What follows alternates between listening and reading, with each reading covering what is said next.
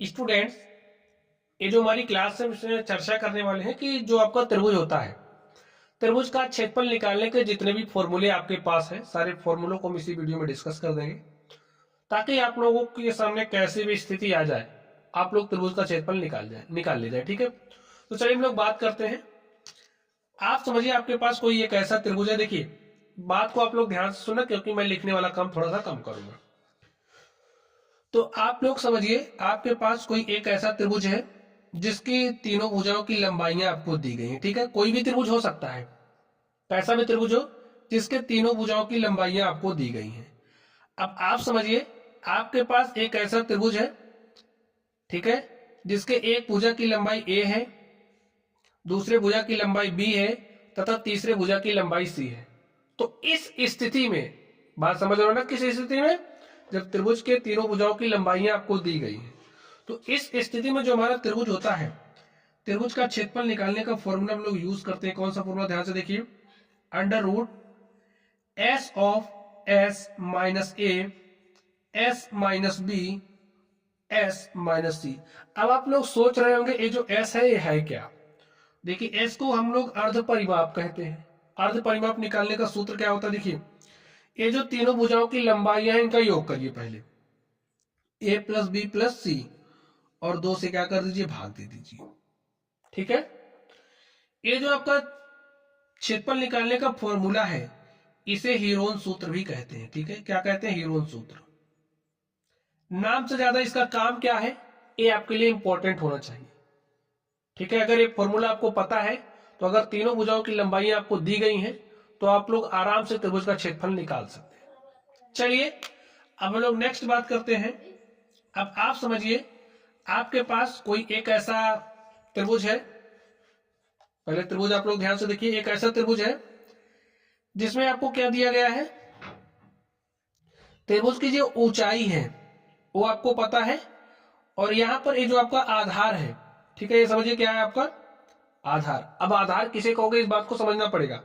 जैसे ऊंचाई इससे लगी है ना, देखिए ऊंचाई इस पर है ना, तो ये आपका आधार हो जाएगा। जैसे अगर आपके पास कुछ इस तरीके से होता, इस तरीके से, और समझिए आपकी ऊंचाई ए होती, तो आधार कौन हो जाता, ए हो जाता। समझ रहे हो आप बात। चलिए, तो इस स्थिति में अगर ए ऊंचाई है, ए आपका आधार है, आधार और ऊंचाई आपको पता है, तो आपका जो त्रिभुज होता है, त्रिभुज का क्षेत्रफल निकालने का फॉर्मूला क्या होता है, 1/2 गुणे में आधार और गुणे में क्या होता है, ऊंचाई। बात आप समझ गए। चलिए नेक्स्ट हम लोग चलते हैं तीसरे फॉर्मूले की तरफ। एक एक करके आप लोग सीखते जाइए, ठीक है, सारी बातें आपके जहन में होनी चाहिए।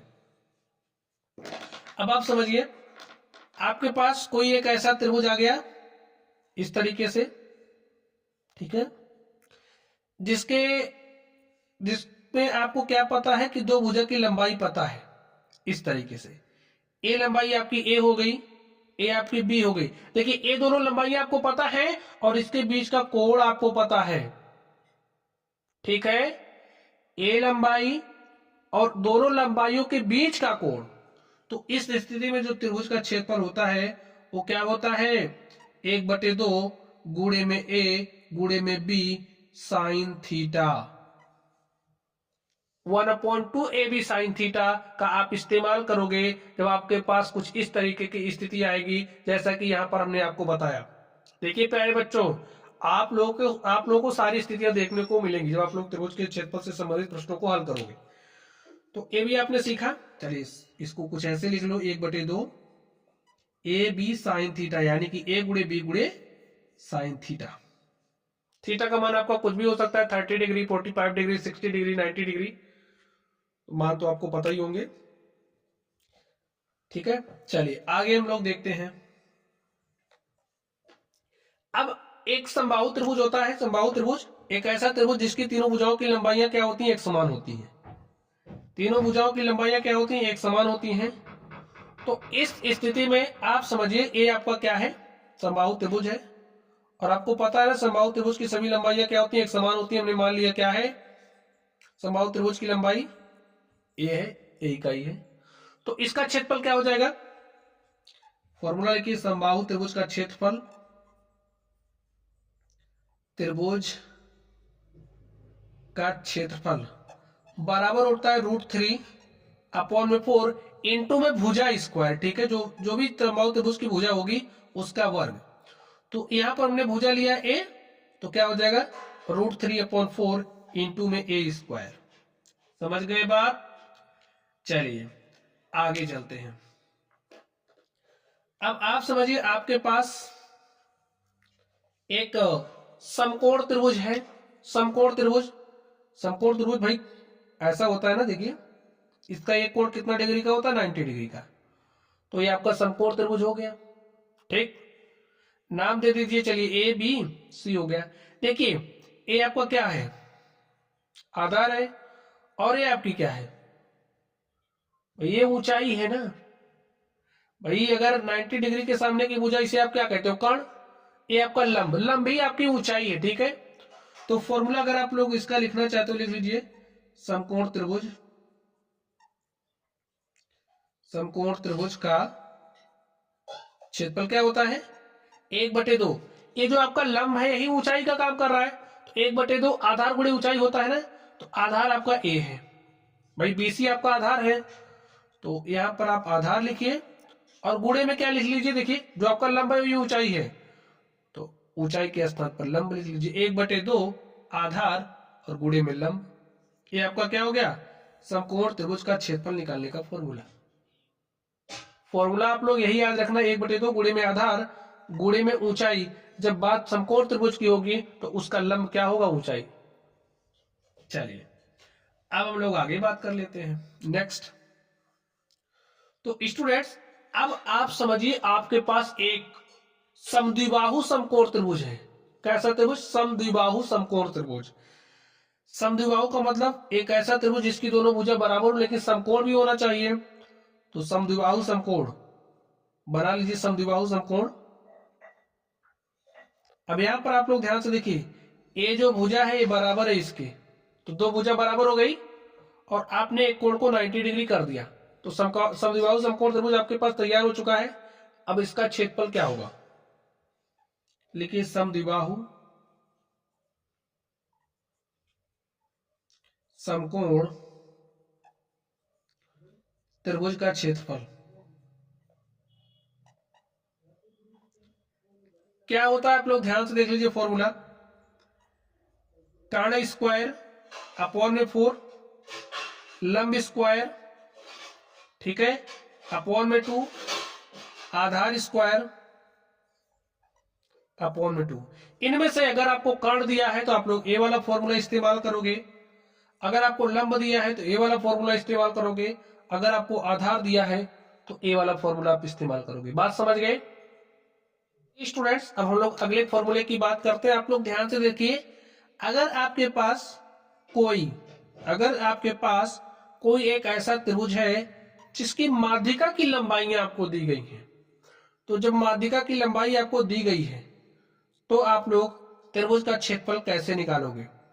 ठीक स्टूडेंट्स, तो आप लोग ध्यान से देखिए, ये जो त्रिभुज आपका है इसको हमने नाम दिया एबीसी। ये जो माध्यिका आप देख रहे हो एडी, और यहां पर माध्यिका आपकी बी हो गई और ये आपकी माध्यिका क्या हो गई, सीएफ हो गई, ठीक है। ये आपकी क्या है, माध्यिकाएं हैं। जो माध्यिका एडी है इसकी लंबाई को हमने m1 लिया, जो आपकी माध्यिका बी है इसकी लंबाई को हमने m2 लिया, जो आपकी माध्यिका देखिए ये जो सीएफ है, देखिए ये सीएफ है, ये आपकी जो बी है उसको हमने m2 नाम दिया, ये आपकी जो एडी देख रहे हो ना इसको हमने m1 नाम दिया। तो लिखिए जो आपका CF है उसको हमने नाम M3 दिया। तो त्रिभुज की माध्यिकाओं की लंबाइयां दिए होने पर आप लोग त्रिभुज का क्षेत्रफल कैसे निकालोगे, ध्यान से देखिए, माध्यिका की लंबाई यहां दिए होने पर